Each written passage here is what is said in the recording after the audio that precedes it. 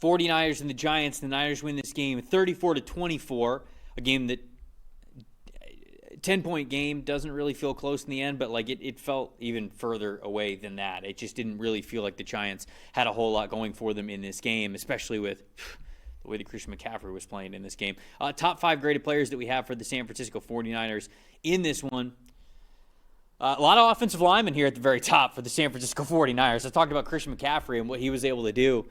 We'll break that down in a little bit, but man, the offensive line, we got to give them credit as well. Number 1 on the list, offensive guard Dominic Pooney, an 89.4. Offensive tackle Colton McKivitz, an 83.9.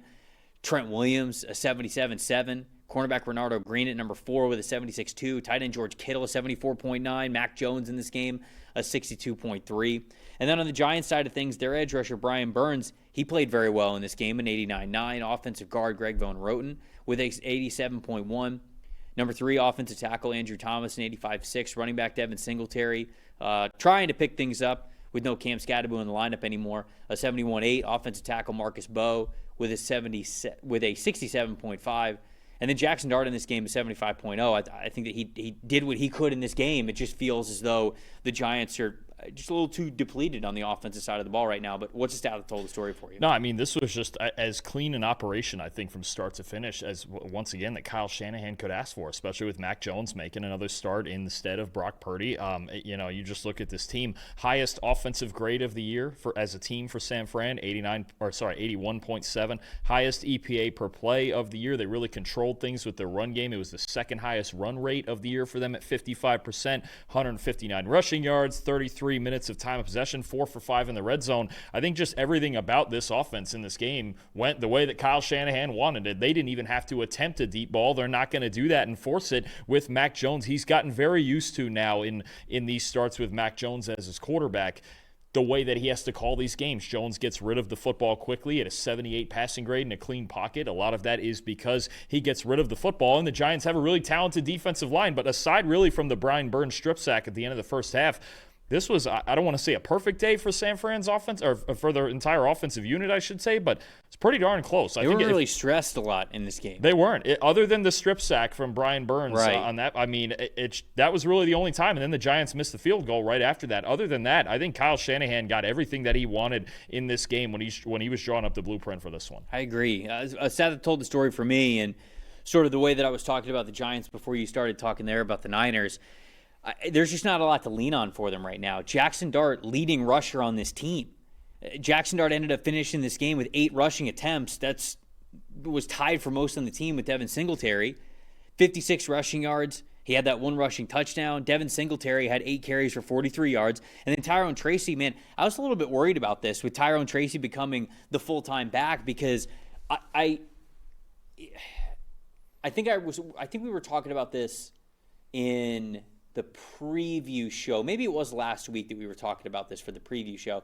I went back and I watched a lot of Tyrone Tracy's carries this year when he's been healthy and he's been out there, because he's missed a little bit of time. But he does not look nearly as confident and decisive as Cam Scadaboo did. And when I watched it, I tried to see, like, okay, well, are they going to lean more into an outside zone rushing scheme? Are they going to continue to do things between the tackles? Like, what are they going to do now that Cam Scadaboo's not in there and they're going more to Tyrone Tracy? And whether it was zone blocking schemes or more of power man and gap scheme blocking concepts, Tyrone Tracy looked a lot more hesitant. And I think that we saw that here in this game with 5 carries and 18 yards. Is they just don't have a very confident and dynamic running back like they had with Cam Scadaboo. And that just, it sucks, but this is where the Giants currently are. And so Jackson Dart, I will give him all the credit in the world. He's trying. Now, it's not perfect from him, but given the full context, with him being a rookie who didn't even start the first 3 games of the season, where they're at, like, he's doing the best he can. I actually am totally fine with the way that Jackson Dart is playing right now.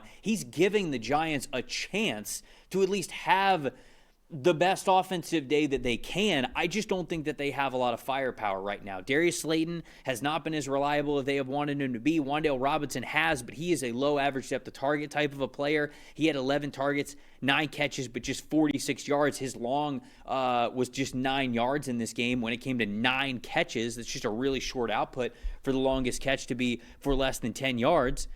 The rest of it's sort of tight end and running back sprinkles here and there, but the Giants just don't have enough. And I think that's really just the stat that told the story to me, and it's fully encapsulated with Jackson Dart being the leading rusher on this team. They just don't have enough without Malik Neighbors and Cam Scatterby. No, he's their best offensive player. You look at the last 4 games. I know they're 2-2 in those 4 games, but 9 big-time throws and only 2 turnover-worthy plays. I think that's what would encourage me the most about Jackson Dart. After a tough first start, I should say second start against the Saints where they were turning the ball over, he really has been good with the ball security the last 4 games, and that's still given the Giants a chance to win these games. But you're right. You lose your best rusher, you lose your best receiver, especially on a team with no real receiving depth.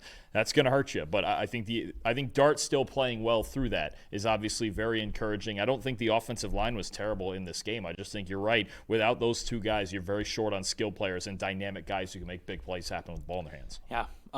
Impressive and disappointing? I think to me that offensive line, you saw those highest graded players there. Colton McKivitz, outstanding. Dominic Pune there. They're on the right side with him. Trent Williams, as always, because he just doesn't age, right? I mean, the offensive line dominated this game. Highest PFF grade as a unit of the season. Highest run blocking grade, an 88 run blocking grade as a unit. That doesn't even count George Kittle and Luke Farrell making all the blocks that they do in the run game as well. And 4 of the 5 starting offensive linemen with at least a 75 grade, especially against this Giants defensive line with so many great players. You couldn't ask for any better from your front 5 if you're Kyle Shanahan. Yeah, I love McCaffrey's day, right? And I'm not just trying to like cherry pick on the stats, because we saw that he wasn't one of the top 5 graded players that we had, because he wasn't specifically asked, I think, to do a lot of individually difficult things in the run game, because the offensive line, in my opinion, was blocking so well.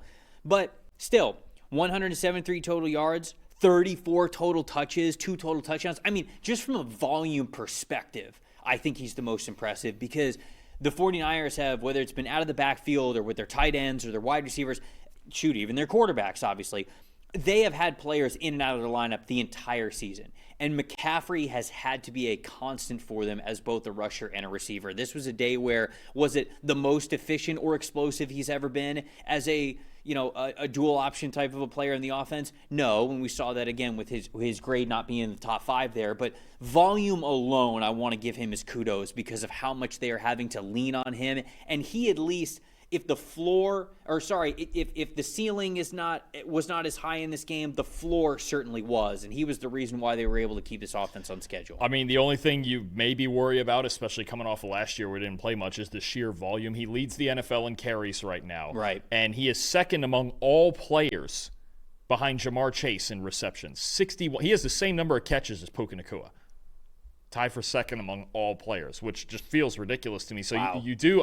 It's the only thing I might worry about a little bit is the burnout of it. But he's certainly, the fact that no matter who the quarterback is and no matter what the other injuries have been, that Kyle Shanahan has run this offense through Christian McCaffrey. He's going to continue to do it for as long as he can, because that defense just keeps suffering more injuries. And now they may have lost Mykel Williams for the season now too, to a torn ACL. It looks like they did. Yeah, I think I saw the early reports on that. I didn't see anything this morning. I didn't search anything this morning. But the Niners were a team that has been in talks for an edge rusher. Now that Jalen Phillips has been traded to the Philadelphia Eagles, it seems as though the Bengals won't really budge on their first-round pick for Trey Hendrickson thing, so I don't think that they're going to end up moving him, but I'm sure the Niners have inquired about him. Bradley Chubb is probably somebody else that they have talked with the Dolphins about to get him over.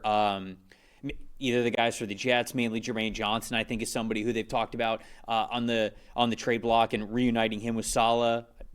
You would know better than me if Saleh was a fan of Jermaine Johnson. I feel like he was, but I think they'll be on the looks for an edge rusher even before the Mykel Williams injury. I felt like that could have been the case. Well, and they got Keon White one already too true, from right, New England, right. But they could be another one if they feel like, okay, now that Mykel, because now the idea was, okay, you were going to have Keon and you still had Mykel healthy, and once again this MetLife turf gets somebody, but the Niners are used to that. But I think it still could be a situation where they could look for even interior guys wherever across that defensive line. They need help.